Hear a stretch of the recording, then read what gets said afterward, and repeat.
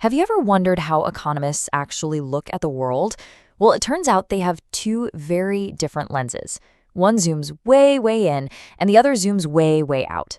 So today, we're going to break down those two perspectives, microeconomics and macroeconomics, and see how they help us understand everything from the price of your groceries to the health of the entire nation. It all starts with a question you've probably asked yourself. Picture this. You go to the store and you notice the price of something simple, like a carton of milk, has shot up. Why? Why did that happen? It's a personal, specific little economic puzzle that, hits your wallet directly. Well, to solve that puzzle, economists reach for two completely different toolkits.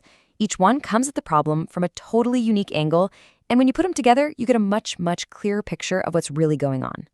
So, first up, let's grab the magnifying glass. It's time to look at the small picture. And this is the world of microeconomics. So, what is it exactly? Well, microeconomics is all about the individual players in the economic game. It studies you, the consumer, trying to decide if that milk is worth the new price. It also studies the dairy farm that produced it and the grocery store that's selling it. It's all about the nitty-gritty details of these single economic units. The key thing here is just how specific it gets. Microeconomics is asking questions like, how do you decide what to buy? How does one company figure out its prices? It's analyzing the push and pull of supply and demand in a single market, like the market for milk, right in your city, and even how wages get set for one particular job. So, if you only take away one thing about microeconomics, let it be this. It's the study of the small picture. It's all about analyzing how individual people and businesses make their decisions and how they interact. It's really economics on a personal scale. All right, let's put that magnifying glass down and pull out the telescope. It's time to zoom way out and look at the big picture, macroeconomics. See, macroeconomics doesn't really care about your single carton of milk. It cares about the entire economy. It's looking at these huge, sweeping forces. I'm talking about the big topics you always hear on the news: national income, economic growth, and of course, the one we've all been feeling lately, inflation. It really is all about the scale. Macroeconomics tackles the giant questions, like what's the total value of everything a country produces, its GDP? Why is the national unemployment rate going up or down? And are prices rising across the board for everything, not just your milk? These are the kinds of issues that governments and central banks are dealing with every single day. And really, that's the heart of it. Macroeconomics is the big picture. It's not focused on what one person does, but on how the entire economy is performing. It analyzes huge groups of people and major national trends. Okay, so we've seen the two perspectives separately.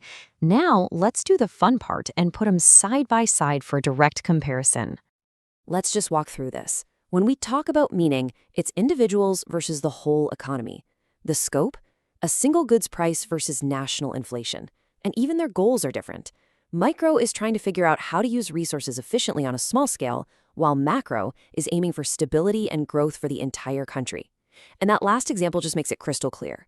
Micro asks, why is my milk more expensive? And macro asks, why is everything more expensive? So look, if you forget everything else, just remember this one thing. Micro is the small picture, the close-up view.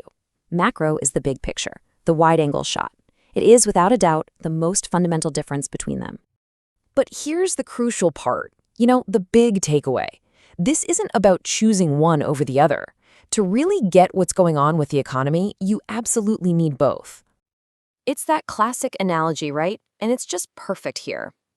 Microeconomics is all about examining each individual tree, its health, its size, what kind it is.